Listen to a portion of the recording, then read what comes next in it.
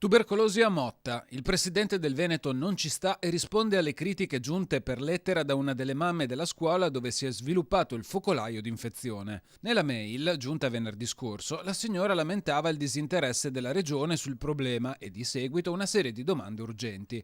Zaia, nella risposta, innanzitutto respinge il fatto che non ci sarebbe stato alcun tipo di intervento, ribadendo di averla seguita assieme a tutti i tecnici della regione dell'ULSS 2 fin dal primo momento, ma in silenzio.